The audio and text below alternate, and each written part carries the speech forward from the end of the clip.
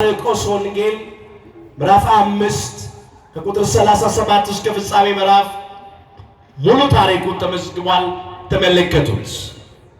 ሁለተኛ ናይን በሚባል መንደር የነበረችውን ያንዲትን መበለት ወጣት ልጅ ወይም ጎበዝ ልጅ በሞተ ጊዜ አጥበው ገንዘው በቃሬዛ ተሸክመው ወደ መቃብሩ ስፍራ በሚሄዱበት ጊዜ ይላል ቃሬዛውን ነካው ይላል።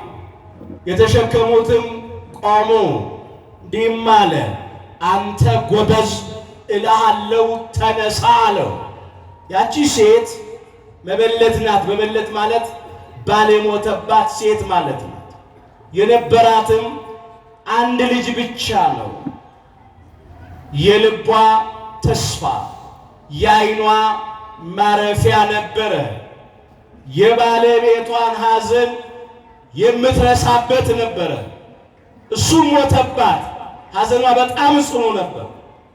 አዘነላት ይላል ጌታችን። አታልቅሺ አላት። አንተ ጎበዝ እልሃለሁ ተነሳ አለው።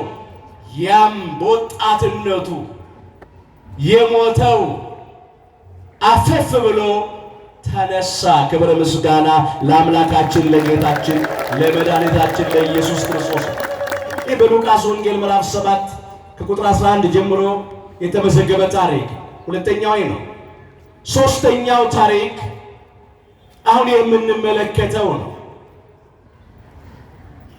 በዚያ በቢታንያ መንደር የማርታና የማርያም ወንድም አልዓዛር የሚባል ነበር ይላል። ጌታችን በጣም የሚወደው ነበር ነው የሚለው ታሪኩ። ታመመ። መታመም ብቻ አይደለም፣ ሞተ፣ ተቀበረ። 4 ቀን ሆነው አምላካችን ኢየሱስ ክርስቶስ ወደ እነ ማርታና ወደ እነ ማርያም ቤት መጣ። ማርታ እንዲህ አለች፣ መምህር ሆይ አንተ በዚህ ሆነ ቢሆን ኖሮ ወንድማችን አልዓዛር አይሞትም ነበር አለች። ለምን? ክርስቶስ ድዊ እንደሚፈውስ፣ ዕውር እንደሚያበራ፣ ጎባጣ እንደሚያቀና፣ ለምጽ እንደሚያነጻ ያውቃሉ እነ ማርታ። ለሞተ ሕይወት እንደሚሰጥ ግን አያውቁም። ለተቀበረ ትንሣኤ እንደሚሰጥ አያውቁም። ከዚህ አስቀድሞ ምን ያለ ያን ጊዜ አምላካችን ኢየሱስ ክርስቶስ ትንሣኤና ሕይወት እኔ ነኝ አለ። የሚያምንብኝ ቢሞት እንኳን ሕያው ይሆናል አለ። ለማርታ የተናገረው ቃል ነው። ለጊዜ እና ወንድምሽ አልዓዛር እንደሚነሳ ታምኛለሽን አላት። አይ በትንሣኤ ዘጉባኤ እንደሚነሳ አምናለሁ አለች። ቀን አበጀች፣ ወደፊት ገና ማለት ነው። ምን ማለቷ ነው? ከትንሣኤ ዘጉባኤ አስቀድሞ ወንድሜ አይነሳም ስትል ከመሞቱ በፊት ብትደርስ፣ እንደታመመ ብትደርስ ከህመሙ ልታድነው ጤናውን መልሰ ልትሰጠው ትችል ነበር። አሁን ግን ሞት ቀደመህ አለች። የእኛ ጌታ ትንሣኤና ሕይወት እኔ ነኝ አለ። የሚያምንብኝ ቢሞት እንኳን ሕያው ይሆናል አለ። የሞተውን አልዓዛርን አልዓዛር ወደ ውጪ ና ብሎ ጠራው ይላል። በዚህ በዮሐንስ ወንጌል ምዕራፍ 11 ቁጥር 43 ጀምሮ ይህን ታሪክ መመልከት ትችላላችሁ። ወረድ ብላችሁ የሞተው አልዓዛር 4 ቀን የሞላው የተቀበረው እጆቹና እግሮቹ እንደተገነዙ ሆኖ ከመቃብር ወጣ ይላል። ክብር ምስጋና ለአምላካችን ለጌታችን ለመድኃኒታችን ለኢየሱስ ክርስቶስ ይሁን። ትንሣኤና ሕይወት እኔ ነኝ ያለ ክርስቶስ ለሞተው ለአልዓዛር ሕይወት ሰጥቶ ሕይወትነቱን አረጋገጠ። ለ4 ቀን ሬሳ ለአልዓዛር ትንሣኤ አድሎ ትንሣኤነቱን አረጋገጠ። ከቃል ይልቅ ተግባር ስለሚሰጥ ፍቱትና ሂድ ተዉት አለ። የሚበላም ስጡት አለ። ምትሃት እንዳይደለ ለማጠየቅ ማለት ነው። አልዓዛር ተፈቶ መመላለስ ጀመረ። ከዚያም በላ ጠጣ። ይሄ በቆሙ በጊዜው የተፈጸመ ነው። ስለዚህ ብቻ ግን አይደለም ምስጢሩ ትንሣኤና ሕይወት እኔ ነኝ ሲል ክርስቶስ ሞትን የሚያሸንፍ ሕይወት፣ መቃብርን ድል የሚያደርግ ትንሣኤ እሱ እንደሆነ የሚያጠይቅ ሁላችን እንደምናውቀው ለድነት ዓለም ለቤዛ ዓለም አምላካችን ጌታችን መድኃኒታችን ኢየሱስ ክርስቶስ በዕለተ ዓርብ በቀራንዮ መስቀል ላይ ተሰቀለ። ለባህሪ ሞትም አይስማማው አምላክ በሥጋ ሞቶ ተቀበረ። 3 ቀን 3 ሌሊት በጎልጎታ መቃብር አደረ። ሞትን ድል አድርጎ መግነዝ ፍቱልኝ መቃብር ክፈቱልኝ ሳይል በኃይሉና በስልጣኑ በሦስተኛው ቀን ተነሳ። መጽሐፍ እንደሚል አለ ቅዱስ ጳውሎስ ክርስቶስ ስለ ኃጢአታችን ሞተ ተቀበረም፣ መጽሐፍም እንደሚል በሦስተኛው ቀን ተነስቷል ነው ያለው። አንደኛ ቆሮንቶስ ምዕራፍ 15 ቁጥር 3 ላይ አዎ የኛ አምላክ የማይሞተው አምላክ በሥጋ ሞቶ ተቀበረ። ሊቃውንቱም ይህንን ያሉት ሞትን ይሽረው ዘንድ የማይሞተው አምላክ በሥጋ ሞተ፣ ሙታንን ያድን ዘንድ የማይሞተው አምላክ በሥጋ ሞተ፣ ሞቶም ተቀበረ፣ ሞትንም ድል አድርጎ ተነሳ። ትንሣኤና ሕይወት እኔ ነኝ ያለው ክርስቶስ በእውነት ሞታችንን በሞቱ ሽሮ ለትንሣኤያችን በኩር ሆኖ ትንሣኤነቱንና ሕይወትነቱን አረጋገጠ። ቅዱሳን መላእክትን ሲመሰክሩ እንዲህ አሉ፣ ሕያውን አምላክ ከሙታን መካከል ስለምን ትፈልጉታላችሁ? እንደተናገረው ተነስቷል እንጂ በዚህ የለም አሉ። በሉቃስ ወንጌል ምዕራፍ 24 ቁጥር 5 ላይ ለቅዱሳት አንስት ትንሣኤውን ሲያበስሯቸው ነው። በእውነት የአመፃ መዝገብ ተገልብጧል፣ የሞት መውጊያ ተሰብሯል። ጠላት ዲያብሎስንና ሰራዊቱን ከመንገዳችን ላይ በመስቀሉ ጠርቆ አስወግዶልናል። ሞታችንን ክርስቶስ በሞቱ ሽሮልናል፣ ትንሣኤያችንንም በትንሣኤው አብስሮልናል። ለእኛ ትንሣኤ በኩር አብነት ሆኗል። ክብረ ምስጋና ለአምላካችን ለጌታችን ለመድኃኒታችን ለኢየሱስ ክርስቶስ ሲሆን መቃብሩ ባዶ ነው፣ ድንጋዩ ተንከባሏል። ትንሣኤና ሕይወት እኔ ነኝ ያለ አምላክ ይህንን ፈጽሞ አሳይቶ እስቲ በሉ ሞትን በሉ ለዘላለም ይውጣል። ትንቢተ ኢሳይያስ ምዕራፍ 25 ቁጥር 8 አስቀድሞ ነቢዩ ከእግዚአብሔር አግኝቶ የተናገረው ቃል ነው። ሞትን ለዘላለም ይውጣል አለ። ሞትን ለዘላለም ይሽራል፣ ሞትን ለዘላለም ድል ያደርጋል ማለት ነው። ሞት የሚታወቀው እኛን በመዋጥ ነው። መቃብርም የሚታወቀው እኛን ይዞ በማስቀረት ነበር። ኢለማንም አልተቻለው። አምላካችን ጌታችን መድኃኒታችን ኢየሱስ ክርስቶስ ግን ሞታችንን በሞቱ ዋጠልን። ሞት በሞት ተዋጠ፣ ሞት በሞት ተሻረ፣ ሞት በሞት ድል ተነሳ። የአምላካችን የጌታችን የመድኃኒታችን የኢየሱስ ክርስቶስ ሞቱ ሞትን ድል ያደረገ ሞት ነው። ክብር ይግባው። መቃብርም ድል ተደረገ። ከዚያ ምን አለ አምላካችን ኢየሱስ ክርስቶስ? እስቲ በሉ የሚያምንብኝ በሉ ቢሞት እንኳን ሕያው ይሆናል። ይሄ ደግሞ ከእርሱ በኋላ በእርሱ ለሚያምኑ ሁሉ የተሰጠ ተስፋ ነው። የሚያምንብኝ ቢሞት እንኳን ሕያው ይሆናል ርዕሳችን።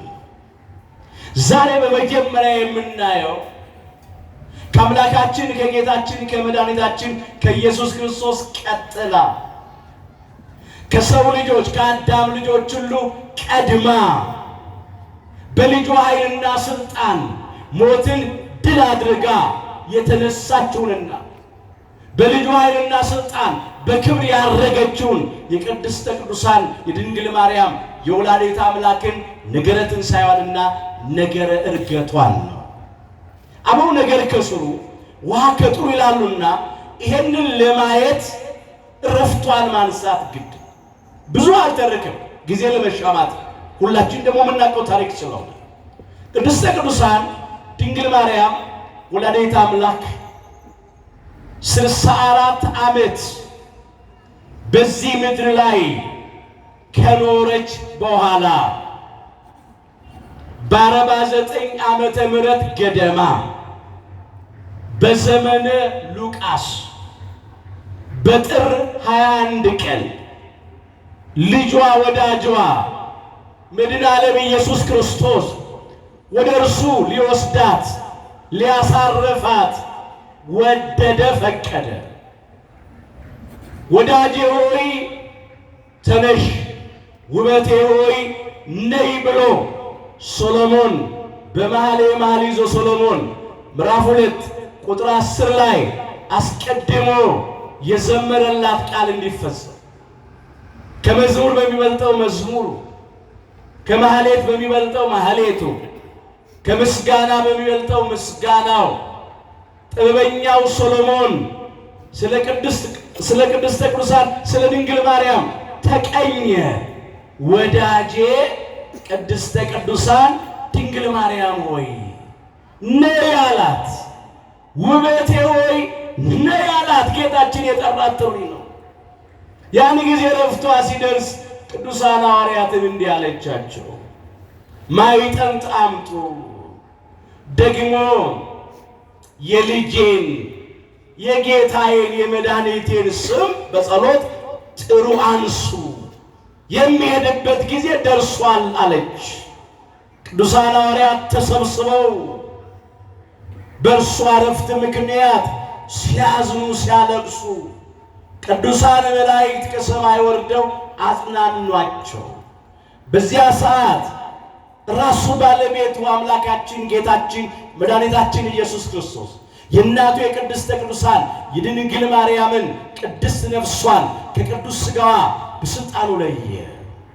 ቅዱሳን ሐዋርያት የእመቤታችንን ሥጋዋን በጌቴሴማኒ በክብር ሊቀብሩ ወይም ሊያሳርፉ ይዘው በሚጓዙበት ሰዓት በጥር 21 ቀን በዚያ የነበሩ ክርስቶስን ሰቅለው የገደሉ ክፎች እርስ በርሳቸው እንዲህ ተባባሉ፣ ልጇን ሰቀል ነው ገደል ነው፣ ግን ሞትን ድል አድርጎ ተነስቷል፣ በክብር አርጓል እያሉ በትምህርታቸው ኢየሩሳሌምን ሞልተዋል። አሁን እሷም ስትቀበር ዝም ብለን ካየን ነገ ተነሳች ይሉናል አሉ። ታዲያ ምን እናድርግ ተባባሉ። አይ ሥጋዋ እንዲቀበር መፍቀድ የለብንም፣ ማቃጠል አለብን በእሳት። ያን ጊዜ ከነሱ መካከል ታፋንያ ወይም ሶፎንያስ የሚባል አንድ ሰው ነው ያለው አለ። የእመቤታችን ሥጋ ያረፈበትን አልጋ ሸንኮሩን ይዞ ጥሎ ሊያቃጥል ሁለቱን እጆቹን ዘረጋ። ያን ጊዜ እሳታዊ መልአክ ከሰማይ ወርዶ ሁለቱን እጆቹ ከዚህ ከትከሻው ላይ በእሳት ሰይፍ ለየ። ስም ወድቆ መሬት ላይ መንፈራገጥ መንከባለል ጀመረ። ክፉ ሰው አመፃን ብቻ ይሻል፣ ስለዚህም ጨካኝ መልአክ ይላክበታል ይላል መጽሐፈ ምሳሌ ምዕራፍ 17 ቁጥር 11 ላይ። ያ ተግሣጽ ሆኖት ተመለሰ፣ ተጸጸተ። በልጅሽ የባህሪ አምላክነት አምናለሁ አለ። ልጅሽ አምላኬ ጌታዬ መድኃኒቴ ኢየሱስ ክርስቶስ ነው ብለው መሰከረ። ክብር ይግባ አምላካችን። ባንቺም ወላዲት አምላክነት አምናለሁ አለ። አንቺም የአምላክ እናት ነሽ አላት እመቤታችን። ክብር ይግባት ወላዲት አምላክ ቅድስተ ቅዱሳን ድንግል ማርያም። ያን ጊዜ በልጇ በመድኃኔ ዓለም በኢየሱስ ክርስቶስ ቸርነት በእመቤታችን በቅድስተ ቅዱሳን በድንግል ማርያም አማላጅነት ሊቀ ሐዋርያት ቅዱስ ጴጥሮስ ያለ መርፌና ያለ ክር መልሶ ሁለቱን እጆቹን ከትከሻው ጋር አገናኘ፣ ቀጠለ። ክብር ይግባት ድንግል ማርያም ወላዲተ አምላክ። ይሄም ተደርጓል። ብዙ ገቢረ ተአምራት ተደርገዋል። ወወረዱ ሚካኤል ወገብርኤል እምሰማይ በአብይ ግርማ ይላል። ሚካኤልና ገብርኤል በታላቅ ግርማ ከሰማይ ወረዱ። የቅድስተ ቅዱሳን የድንግል ማርያምን ሥጋዋን ነጥቀው በገነት ዕፀ ሕይወት ስር በክብር አሳረፉ። ሐዋርያውና ወንጌላዊው ቅዱስ ዮሐንስ ወልደ ነጎድጓድ ከቅድስተ ቅዱሳን ከድንግል ማርያም ሥጋ ጋር አብሮ ተነጥቆ ሄደ። ሥጋዋ ያረፈበትን ቦታ አይቶ ተመለሰ። ቅዱሳን ሐዋርያት ሐዋርያውንና ወንጌላዊውን ቅዱስ ዮሐንስ ወልደ ነጎድጓድን ጠየቁት። የእመቤታችን የጌታችን እናት የሥጋዋ ነገር ምን ሆነ አሉት። የት ነው ያለው አሉት። የእሷማ ሥጋ በገነት በዕፀ ሕይወት ስር ቅዱሳን መላእክት እኮ በክብር አሳርፈውታል። ከዚያ ቅዱሳን ሐዋርያት 2 ሱባኤ ከነሐሴ 1 ቀን እስከ ነሐሴ 14 ቀን ጾሙ፣ ጸለዩ። ሥጋዋን እንዲያሳያቸው የመጀመሪያው ጸሎት ጾም ይሄ ነው። ለምኑ ይሰጣችሁማል፣ መዝጊያን አንኳኩ ይከፈትላችሁማል፣ እሹ ታገኙማላችሁ ብሎ አምላካችን ኢየሱስ ክርስቶስ በመዋዕለ ስብከቱ ስላስተማረ በማቴዎስ ወንጌል ምዕራፍ 7 ቁጥር 7 ጀምሮ ለመኑ፣ እግዚአብሔር ልመናቸውን ተቀበለ። የነገሩትን የማይረሳ የለመኑትን የማይነሳ አምላክ በነሐሴ 14 ቀን ቅዱስ ሥጋዋን ከገነት ዕፀ ሕይወት ስር አፍልሶ አምጥቶ ሰጣቸው። ለቅዱሳን ሐዋርያት ተቀበሉ። ወስደው በጌቴሴማኒ በክብር አሳረፉ። በነሐሴ 16 ቀን ልክ እንደ ልጇ ትንሣኤ ከመ ትንሣኤ ወልዳ ይላል በቀበሯት በሦስተኛው ቀን በልጇ ኃይልና ሥልጣን ሞትን ድል አድርጋ ተነሳች። ክብር ይግባት ድንግል ማርያም ወላዲተ አምላክ። መነሳት ብቻ አይደለም፣ በክብር ደግሞ አረገች፣ ወደ ሰማየ ሰማያት ወጣች። ክብር ይግባት ድንግል ማርያም ወላዲተ አምላክ። ስታርግ ሐዋርያው ቅዱስ ቶማስ ከሀገረ ስብከቱ ደመና ጠቅሶ በደመና ተጭኖ ሲመጣ ተገናኙ። ምንድን ነው አለ። ደነገጠ፣ ግራ ገባው ሲያያት። ራሱን ከደመና ሊጥል አሰበ ይላል በነገረ ማርያም ተመዝግቧል። ታሪክ በስፋት ማለት ነው። ተዋለችው እመቤታችን፣ አንተ ያየኸውን እኮ ሌሎቹ ቅዱሳን ሐዋርያት አላዩም። አይ ልጅሽም ሞትን አድርጎ ሲነሳ እኔ አልነበርኩም አለ። ትዝ ይላችኋል። የትንሣኤው ዕለት ሐዋርያው ቅዱስ ቶማስ አልነበረም። በዮሐንስ ወንጌል ምዕራፍ 20 ከቁጥር 19 ጀምሮ ታሪኩ ተመዝግቧል። ጌታችን ሞትን አድርጎ በተነሳበት ምሽት ደጆቹ እንደተዘጉ መስኮቶቹ እንደተዘጉ በደቀ መዛሙርቱ መካከል ገብቶ ቆሞ ሰላም ለእናንተ ይሁን ብሏቸዋል። ያን ቀን ቶማስ አልነበረም። ሐዋርያው ቅዱስ ቶማስ የጌታችንን ትንሣኤ ያየው በ8ኛው ቀን። ጌታችን ተነስቷል ባሉት ጊዜ እንኳን ምንድን ነው ያለው? በተወጋው ጎኑ ጣቴን ካላስገባው፣ የችንካሩን ምልክቶች በዓይኖቼ ካላየው፣ በእጄ ካልዳሰስኩ ምን አልልም አላምንም ነው ያለው። ስለዚህ ልጅሽም ሲነሳ አልነበርኩም፣ አሁንም ደግሞ የለውም። አይ አንተ ያየው የበለጠውን ነው። እነሱም ያውቁት ሥጋዬን እንደቀበሩ ነው። ትንሣኤን አላዩም፣ እርገቴን አላዩም። የበለጠውን አይታል። ደስ ይበልህ ይልቅ እንካየውልህ ለበረከት ይሁን ለምልክት ይሁን ብላ የተገነዘችበትን የመግነዟን ጨርቅ ሰጠችው። እሱን ይዞ መጣ። ይሄ የሆነው ነሐሴ 16 ቀን። ከዚያ ወደ ቅዱሳን ሐዋርያቱ ቀረበ። ምንድነው አላቸው። ተሰብስበዋል እነሱ እመቤታችን ሥጋ ቀብረው 3ኛ ቀን ነው። አይ የጌታችን እናት እመቤታችን አረፋ በጌቴሴማኒ በክብር ሥጋዋን አሳርፈን ማለት ነው። መቼ አረፈች? በጥር። መቼ ቀበራችኋት? ከ3 ቀን በፊት። እንዴ ሞት በጥር በነሐሴ መቃብር! ይሄ የማይመስልና የማይታመን ነገር ነው። ቅዱስ ቶማስ ያኔ ሊቀ ሐዋርያት ቅዱስ ጴጥሮስ ፈጠን አለና እንዲህ አለ፣ ድሮስ ቢሆን አንተ መች ትቀበለናለህ? ጌታችን ተነሳ ብንል ካላየው ካልዳሰስኩ ካልነካው አላምንም አልከን። ሁልጊዜ አንተ ትጠራጠራለህ። ተጠራጥረህ ብቻ ደግሞ ወይ ትተዋለህ፣ ሌላውንም ታጠራጥራለህ። ና እናሳይህ ብለው ቅዱሳን ሐዋርያት ተሰብስበው ቅዱስ ቶማስን ይዘው ወደ ጌቴሴማኒ ወደ መቃብሩ ስፍራ ሲሄዱ መቃብሩ ባዶ ነው። ልክ እንደ አምላካችን እንደ ጌታችን እንደ መድኃኒታችን እንደ ኢየሱስ ክርስቶስ መቃብር እንደ ጎለጎታ መቃብር የእመቤታችን የቅድስተ ቅዱሳን የድንግል ማርያም መቃብር በጌቴሴማኒ ነው። ደግሞ መቃብሩ ባዶ ነው። ክብር ይግባት እመቤታችን። ባዶ ነው። የልጇ መቃብር ባዶ ነው። የእርሷም መቃብር ባዶ ነው። የልጇ መቃብር በስጋ መፍረስ መበስበስን አላየም። የእርሷም ስጋ በመቃብር መፍረስ መበስበስን አላየም። ልጇ በራሱ ኃይል በራሱ ስልጣን ተነስቷል። ለምን? ትንሣኤና ሕይወት እኔ ነኝ ብሏል። እሷ ደግሞ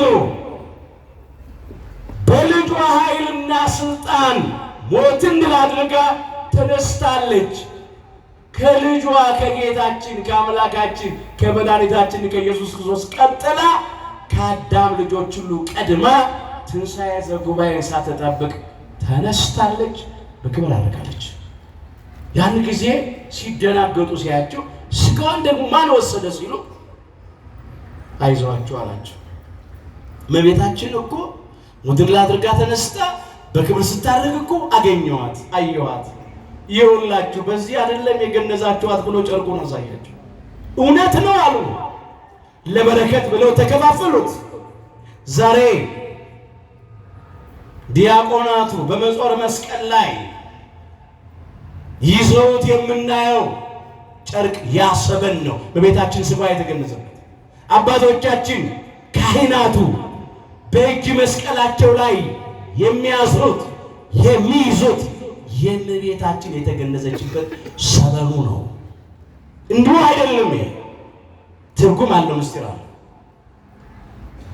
ከዚያ በዓመቱ ሐዋርያው ቅዱስ ቶማስ ትንሣኤሽን አይቶ እርገትሽን አይቶ እኛ ሳናይ ብለው ጾሙ፣ ጸለዩ። እግዚአብሔር ጸሎታቸውን፣ ጾማቸውን፣ ደጅ ጥናታቸውን ተቀበለ። በነሐሴ 16 ቀን በዓመቱ ደግሞ ሥጋዋን አምጥቶ የእርሷን ሥጋ መንበር አድርጎ እርሱ ራሱ ቀድሶ ሊቀ ሐዋርያት ቅዱስ ጴጥሮስን ንፍቅ ካህን ረዳት ካህን አድርጎ ቀዳሜ ሰማዕት ቅዱስ እስጢፋኖስን ሠራየ ዲያቆን አድርጎ አቆረባቸው። በጌታችን እጅ ቆረቡ። ከዚያም እልፍ አእላፋት ወትልፊት አእላፋት ቅዱሳን መላእክት እየዘመሩ አባታችን ክቡር ዳዊት፣ ነቢየ እግዚአብሔር ቅዱስ ዕዝራ በገናቸውን እየደረደሩ መሰንቋቸውን እየመቱ ለእግዚአብሔር ክብር እየዘመሩ ቅድስተ ቅዱሳን ድንግል ማርያምን በክብር አሳረጓት። በክብር ወደ ሰማይ ሰማያት ወጣች፣ አረገች።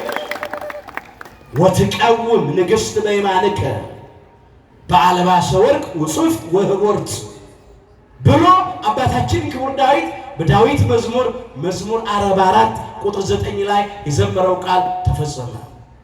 ንግሥቲቱ ቅድስተ ቅዱሳን ድንግል ማርያም ንግሥተ ሰማይ ወምድር በቀኝ ትቆማለች።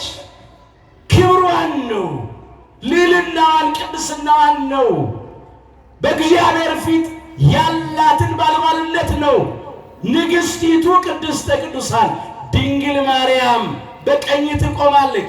በወርቅ ልብስ ተጎናጽፋና ተሸፋፍና አለ። ውጫዊ አፋዊ ልብስ እንዳይመስላችሁ፣ ውሳጣዊ ንጽሕናዋን፣ ቅድስናዋን፣ ዘላለማዊ ድንግልናዋን የሚያመለክት ነው። ንጽሐ ሥጋ፣ ንጽሐ ነፍስን፣ ንጽሐ ሕሊናን ይዛ ዘላለማዊ ድንግልናን ይዛ ይሄንን ክብር ደርባ ደራርባ በክብር በቀኝ ትቆማለች የተባለው ቃል ተፈጸመ። ወትነብር ድንግል በየማነ ወልዳ ወአምላካ ብሏል እኮ። ድንግል ማርያም በልጇና በአምላኳ ቀኝ ትቀመጣለች ብሏል እኮ። ተቀምጣለች። ክብር ይግባት ቅድስተ ቅዱሳን ድንግል ማርያም ወላዲተ አምላክ። ይህ ነው የተፈጸመው። አስተውሉ ወገኖቼ። ዘያምን በየ እመኒ ሞተ የሃዩ ማለት ይሄ ነው። የሚያምንብኝ ቢሞት እንኳን ሕያው ይሆናል ነው ያለው ራሱ ባለቤቱ አምላካችን ጌታችን መድኃኒታችን ኢየሱስ ክርስቶስ። ታዲያ እንደ ቅድስተ ቅዱሳን እንደ ንጽሕተ ንጹሐን እንደ ብጽዕተ ብፁዓን እንደ ድንግል ማርያም እንደ ወላዲተ አምላክ ያለ እምነት ያለው ማን ነው? ማንም እኮ የለም። እምነቷ እጅግ በጣም ታላቅ ነው። ከአእምሮም በላይ ነው። በቋንቋ ሊገለጥ አይችልም። ወብጽዕት አንቲ እንተ ተአምኒ ከመ ይከውን ቃል ዘነገሮኪ እምኀበ እግዚአብሔር ብላለች ቅድስት ኤልሳቤጥ በሉቃስ ወንጌል ምዕራፍ 1 ቁጥር 45 ላይ። ከእግዚአብሔር አግኝተው ከእግዚአብሔር ተልከው የነገሩሽን ቃል ይሁንልኝ ይደረግልኝ ብለሽ ተቀብለሻልና ያመንሽ ብጽዕት ንዕርት ክብርት ነሽ አለቻት። ክብር ይግባት። ከባድ እምነት ነው። ሊቀ መላእክት ቅዱስ ገብርኤል ሲያበስራት አሜን ብላ ይሁንልኝ ብላ ይደረግልኝ ብላ የተቀበለችው ነገር እኮ ነው። ቅድስት ኤልሳቤጥን መንፈስ ቅዱስ ያስመሰክራት ይሄ ነው። ወናሁ ትጸንሲ ወተወልዲ ወልደ ወትሰምይዮ ስሞ ኢየሱስ አለ። እስቲ በሉ እነሆ በሉ። ትጸንሻለሽ፣ ልጅም ትወልጃለሽ፣ ስሙንም ኢየሱስ ትይዋለሽ። የሉቃስ ወንጌል ምዕራፍ 1 ቁጥር 31። ለቅድስተ ቅዱሳን ለድንግል ማርያም ሊቀ መላእክት ቅዱስ ገብርኤል ሲያበስራት የተናገረው ቃል ያኔ ምን አለች እመቤታችን? ወንድ ስለማላቂ እንዴት ይሆናል አለች። እንዴ መሬት ዘር ሳይዘራባት እንዴት ፍሬ ልታፈራ ትችላለች? እንደኔስ ያለች ንጽሕት ድንግል ወንድ ማታውቅ እንዴት ያለ ወንድ ዘር ጸንሳ ልትወልድ ትችላለች? እንዴት ይቻለኛል አለች። ብዙ ነገር ትቼ ነው። ምን አለ ቅዱስ ገብርኤል? እስመ አልቦ ነገር ዘይሳነው ለእግዚአብሔር፣ ለእግዚአብሔር የሚሳነው ነገር የለም። የሉቃስ ወንጌል ምዕራፍ 1 ቁጥር 37 ላይ ተመዝግቧል። ያኔ ምን አለች ቅድስተ ቅዱሳን ድንግል ማርያም? ይኩነኒ በከመ ትቤለኒ አለች። እንዳልከኝ ይሁንልኝ፣ እንደ ቃልህ ይደረግልኝ። ለእግዚአብሔር የሚሳነው ነገር የለም። እርሱ ኤልሻዳይ ነው፣ ካህሌ ሁሉ ነው፣ ሁሉን ቻይ አምላኪ ነው አላት። በቃ እንደ ቃል ይሁንልኝ። ይሄ እምነቷ ነው። ከእግዚአብሔር አግኝተው የነገሩሽን ቃል ይሁንልኝ ይደረግልኝ ብለሽ አምነሽ ተቀበለሻልና በእውነት ያመንሽ ብጽዕት ነሽ ብላ መሰገነቻት። እምነቷ ታላቅ ነው። ማንም ምሳሌ ሊሆን አይችልም። ከማን ትማራለች? እኮ ከስነ ፍጥረት ሕግ ውጭ እኮ ነው። ከዚህ በፊት እኮ ሆኖ አያውቅም። ከዚህ በኋላም እኮ አይሆንም። ይሄ ለእርሷ ብቻ የተሰጠ ልዩ ክብር፣ ልዩ ጸጋ ነው። ቅድመ ጸኒስ ድንግል ጊዜ ጸኒስ ድንግል፣ ድህረ ጸኒስ ድንግል፣ ቅድመ ወሊድ ድንግል፣ ጊዜ ወሊድ ድንግል፣ ድህረ ወሊድ ድንግል፣ ከመጽነስ በፊት ድንግል፣ በጸነሰች ጊዜ ድንግል፣ ከጸነሰች በኋላ ድንግል፣ ከመውለድ በፊት ድንግል፣ በወለደች ጊዜ ድንግል፣ ከወለደችውም በኋላ ዘላለማዊ ድንግል ናት። ድንግል በድንግልና ጸንሳ ድንግል በድንግልና እንደምትወልድ የተነገረው ቃል እንደሚፈጸም አመነች። ይሄ እምነቷ ታላቅ ነው። ክብር ይግባት። ያመነች ብፅዕት ናት። አንዱ እሱ ለማንም አልተሰጠም። ሁለተኛው ደግሞ ጸንሳ የወለደችው ከቅድስት ሥላሴ አንዱ አካላዊ ቃል እግዚአብሔር ወልድን፣ ይሄም ከአእምሮ በላይ ነው። ትወልጃለሽ የተባለችው እኮ እግዚአብሔር ወልድን ነው። እስቲ በሉ ካንቺ በሉ የሚወለደው ቅዱሱ የእግዚአብሔር ልጅ ነው። የሉቃስ ወንጌል ምዕራፍ 1 ቁጥር 35 ቅዱስ ገብርኤል ያበሰራት ቃል ካንቺ የሚወለደው ከቅድስት ሥላሴ አንዱ አካላዊ ቃል እግዚአብሔር ወልድ ነው። በባህሪ የሚተካከለው፣ በመልክ የሚመስለው፣ ተቀዳሚ ተከታይ የሌለው አንድያ ልጁ አካላዊ ቃል እግዚአብሔር ወልድን ትወልጃለሽ። አምላክ ወልደ አምላክን ትወልጃለሽ። አመነች፣ ተቀበለች። ይህ ለማንም አልተቻለም።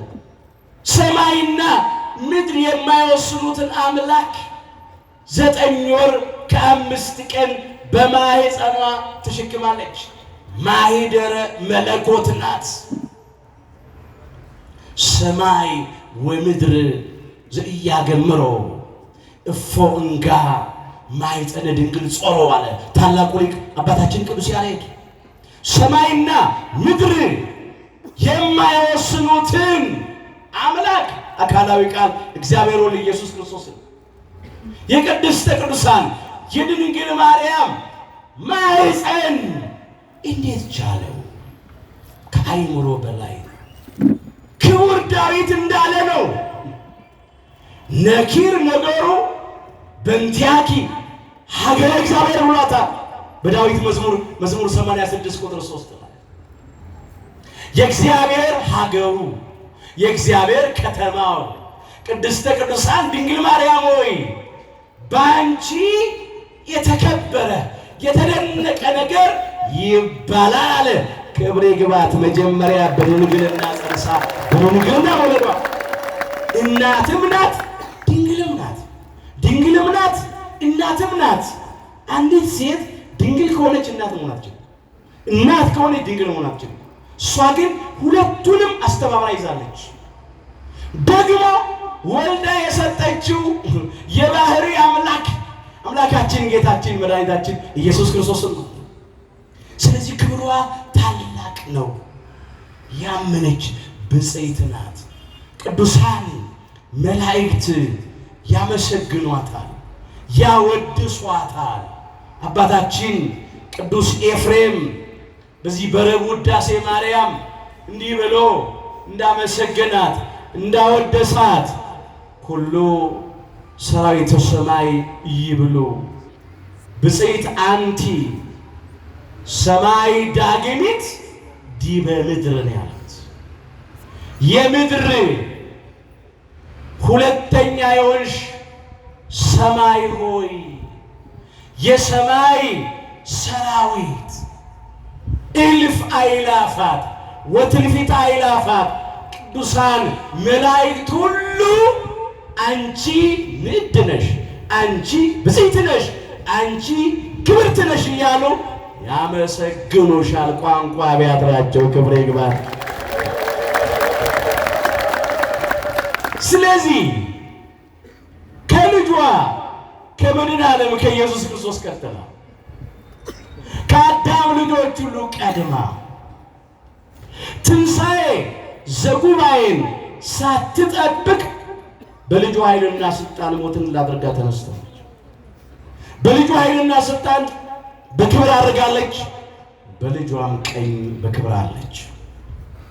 ይሄንን ነው የምናስበው። አሁን ይሄንን ስንናገር ሰዎች ይከብዳቸው